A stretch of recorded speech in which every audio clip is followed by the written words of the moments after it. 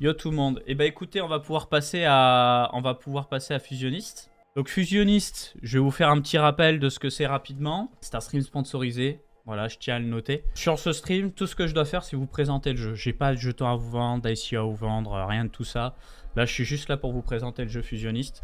Donc, Fusionist, c'est un écosystème de jeu. C'est une communauté qui est principalement asiatique. C'est vrai qu'ils n'ont pas fait beaucoup de marketing en France. Ils en ont fait un petit peu avec Coin Academy, un petit peu avec Journal du Coin de mémoire, mais c'est tout. Ils ont une grosse communauté asiatique, comme je le disais. L'idée, c'est de proposer plusieurs styles de jeu. Tu as un mode colonisation qui n'est pas encore disponible. Tu as un mode conquérir, c'est ce qu'on va voir ensemble, c'est un mode PVP avec des robots. Et tu as un mode Unite, ça va être de la conquête spatiale, pas disponible non plus encore.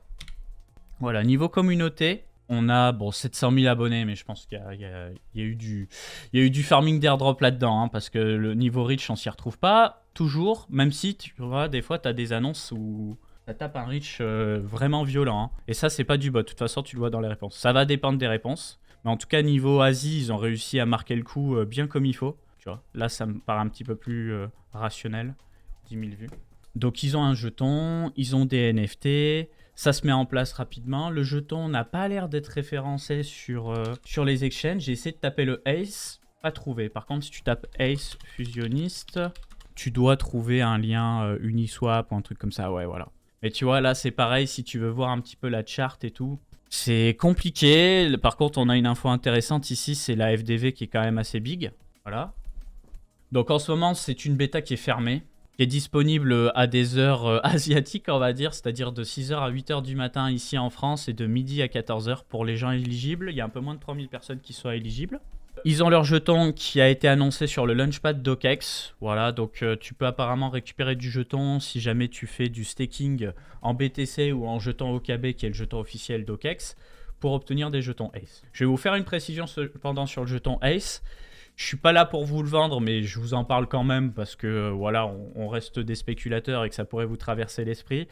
Faites attention. Voilà, je me dois de vous dire de faire attention pour la simple et bonne raison que quand tu regardes l'article Coin Academy sur le sujet, tu vois qu'on te parle beaucoup de redistribution de récompenses à la communauté, puisqu'à la base, ça avait l'air d'être un jeu Web 2 qui a tourné au Web 3 avec sa propre blockchain qui s'appelle Endurance. Et en fait, à chaque fois, c'est des jetons que tu peux farmer. Ça, ok, mais l'intérêt même du jeton, pour pour l'écosystème, je le saisis pas. C'est-à-dire que on t'en donne en guise de récompense, donc c'est quelque chose que tu vas vendre, mais la motivation à l'acheter, mis à part le côté spéculatif, je le comprends pas. En tout cas, j'ai pas cerné d'intérêt particulier à vraiment l'acheter, si ce n'est de parier que l'écosystème va prendre de la valeur. Mais moi, ça me semble un petit peu léger, et on s'est déjà tapé un cycle où on s'est fait manger tout cru par du dumping à outrance.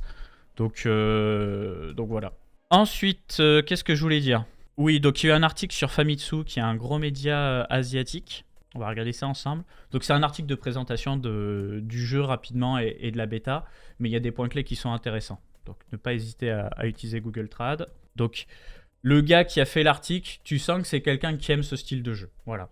Moi je vous le dis, si vous êtes plutôt du genre MMORPG, FPS, etc., ce sera peut-être un petit peu trop lent pour vous. Par contre, en revanche, si vous êtes du genre je bosse sur mon PC, posé, j'ai pas un PC de fou et juste je veux jouer à un jeu de stratégie, mais avec un côté trader, là ça peut vous intéresser. De toute façon, je vais vous montrer ça juste après. Donc tu as différents types de mechas, tu as 4 types de mechas. Dans le mode que je vais vous présenter, c'est du 5 contre 5. Ces mechas, tu peux les crafter, tu peux te faire des combinaisons. Donc en fonction des types de mechas, tu vas avoir des mechas qui tirent de loin, tu vas avoir des mechas qui tirent dans des zones, tu vas avoir des mechas qui encaissent des dégâts, etc., etc.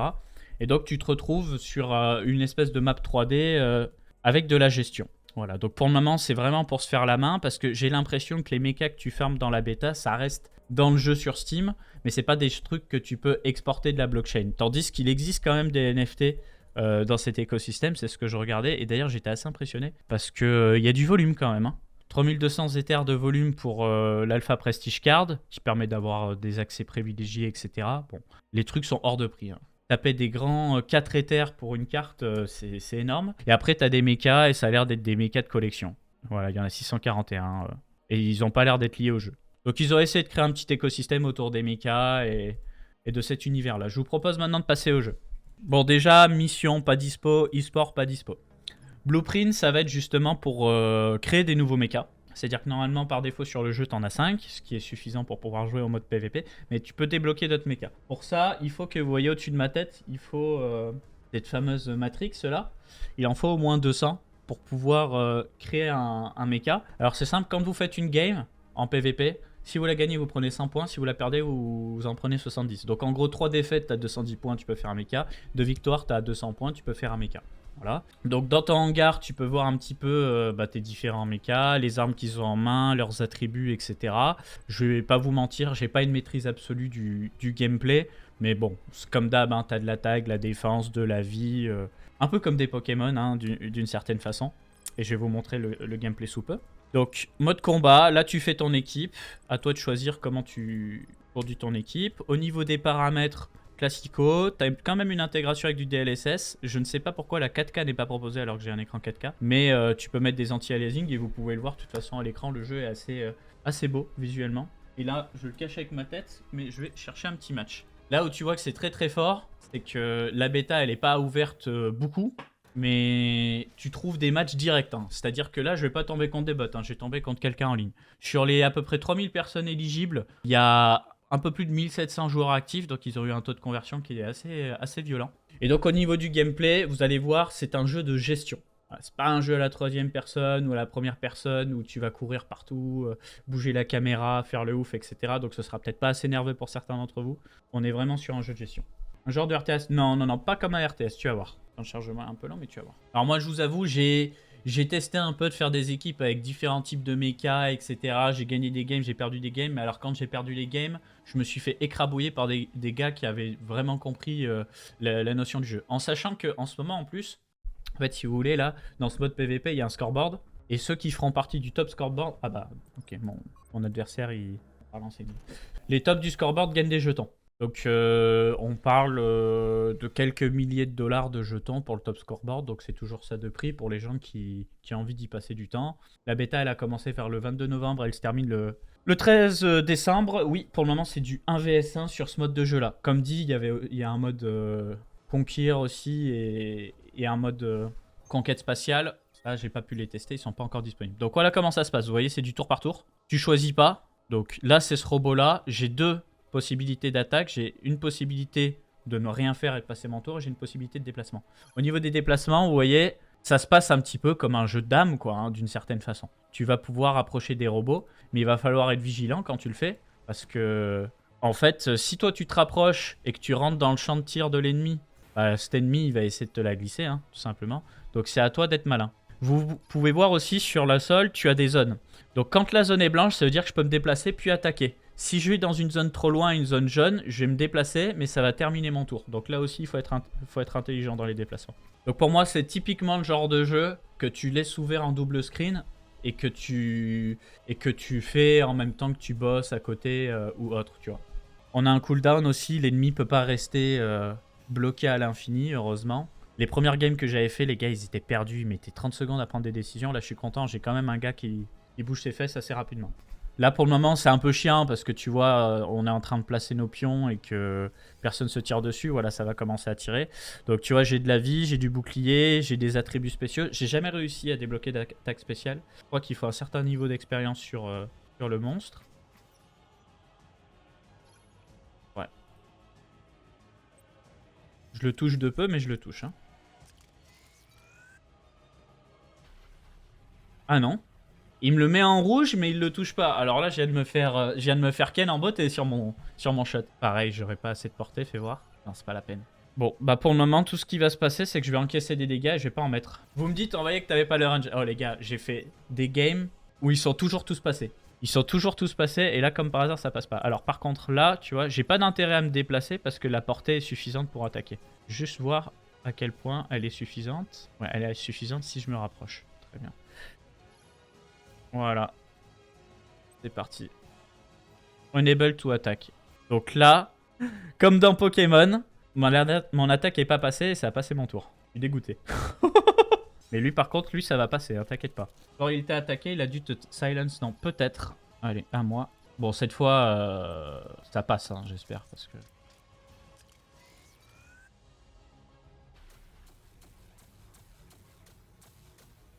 Il mange, hein. J'ai essayé de me faire une équipe avec pas mal de dégâts de zone parce que les tirs précis c'est bien mais ça tombe pas assez vite. C'est pas mal ce truc là. Bah là en soi j'ai pas sorti le moindre euro de ma poche hein, pour avoir accès à tout ça donc c'est play to earn dans le sens où il y a une économie de jetons pour récompenser les membres actifs du jeu. Mais j'ai l'impression que le côté NFT tout ça est dissocié des avantages que ça peut t'offrir en jeu. C'est plutôt de la fidélisation dans ce cas précis qui est proposé. En fait, tout pourrait se passer sans blockchain, si tu veux, ici. Mais ils ont rajouté de la blockchain, je pense, pour avoir une dimension économique autour, tu vois. Par contre, là, ils vont me le bousiller, mon petit, là. Non, attendez. Si je fais ça, je peux en cabosser deux. Insufficient power. Ah, oui, d'accord. Ah ouais, donc en fait, c'est bien d'avoir des dégâts de zone, mais si t'es limité par le pouvoir, tu fais baiser vite, en fait. Ah, mais c'est pour ça. Et en plus, il a encore miss mon coup. Ah ouais, donc là, j'ai vraiment des bras cassés dans mon équipe, hein. En mode entraînement, il y a tout qui passait, mais là, comme par hasard... Ah oui, là, je me fais uriner dessus, on est d'accord. Hein. Je peux pas taper. Là, je peux taper. Cette mécanique-là, je l'ai pas saisie non plus.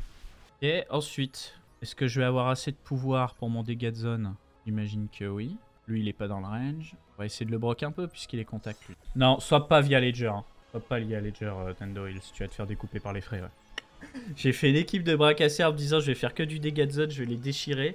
Mais là, je vais me faire broyer. Là, ils vont me péter le robot. Ah non, ils ne terminent pas le robot du bas. Pourquoi ils visent pas mon petit robot, là? Ah, peut-être parce qu'ils l'ont cancel. Unable to act. Voilà, c'est ça. Ah ouais. C'est pour ça, je vous ai dit qu'il y avait les tryharders. C'est que eux, ils connaissent hein, les spells pour tout me foutre en l'air. Il n'y a pas de souci. Unable to attack silence. Et ouais, il me les a tous baisés. Mais je comprends pas. Je me déplace. Je veux faire une attaque. Je vise le gars. Unable to attack silence. Donc je peux rien faire. Ah, il m'a tout cancel. Il me les a tous cancel. Je suis mort. Voilà, il a plus qu'à se servir. C'est pour ça que, tu vois, c'est un jeu de gestion, c'est lent et tout. C'est pas mon style de jeu préféré. Mais le côté tryharder comme ça, où tu te fais déglinguer par des mecs qui ont compris la méta, ça je kiffe et j'en ai pris pour mon grade. Là, il m'a vraiment ruiné, hein, le bonhomme. Hein. J'ai plus que Lost là. Je me suis fait ouvrir en deux. Allez hop, on va relancer un petit PVP. Puis graphiquement, c'est sympa, tu vois. Après, comme disait je sais pas qui dans le chat tout à l'heure, effectivement, aujourd'hui, c'est pas trop compliqué de faire un jeu qui est beau, avec les outils qui sont proposés. Bah là, c'est bien, c'est une mécanique de jeu intéressante, tu vois. Le jeu de stratégie de tryharder, ça fait son taf. On a une compo un petit peu similaire, j'ai l'impression. Il commence. En tout cas, là, c'est cool, ça joue. Ils mettent pas 15 ans à prendre des décisions, on peut enchaîner vite. Tu peux faire 10 combats par jour pendant que la bêta est open. Au niveau du score, je sais pas si ton score il monte même si tu prends des défaites, mais je pense que tu as tout intérêt à tuer le jeu pour monter dans le scoreboard et récupérer les jetons. Hein. Est-ce que gérer la portée suffisante? Non, toujours pas. Bon, il a l'air d'être greedy comme moi, le copain en face, là, c'est bon ça. Pas la portée. Là, je l'ai. Shield Efficiency. Ok, bon, c'est des dégâts de zone. Je vais me rapprocher d'ici pour pas avoir des dégâts de range où je me fais éclater par tout le monde. Et on va attendre. Lui, il peut tirer de loin, je pense. Oh, il miss. Ah, j'ai de la chance. J'ai l'impression, ouais, quand t'es très loin de l'ennemi, ça miss très régulièrement. J'ai bien envie de me concentrer sur ce gadget là, à droite là. Ouais, j'ai pas la portée avec l'autre attaque, je suis obligé de faire un dégât de range. Et si je fais un autre dégât, je gaspille. Bon, on va gaspiller, hein.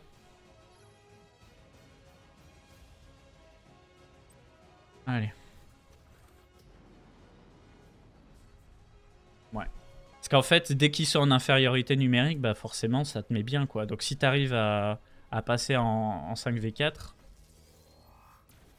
c'est lourd. Putain, il m'envoie 3000 de dégâts, le cousin. Bon, bah du coup, on va se reprendre une petite défaite, hein, et on va repartir la queue entre les jambes, j'ai l'impression. Le plus important, c'est d'essayer, comme on dit, hein. Terminer ça dans les règles, ça fera pas de dégâts. Les mélos, et puis fin du game. C'est fini. Je vais vous montrer un petit peu du coup ces histoires de méca là. Alors il y a des histoires de rareté, ça aussi c'est pas très clair pour moi. J'ai l'impression que c'est que cosmétique. Là pour le coup je me suis dit quoi hein. Je me suis dit vas-y, t'as le plus rare, t'as des mythicales, mets des mythicales partout. Mais pas l'impression que ça serve à quoi que ce soit de mettre des trucs avec des gros niveaux de rareté. Après si tu veux tu peux espionner tes mechas, ça te fait délirer. Là j'ai 380, je vais pouvoir forger un petit mecha.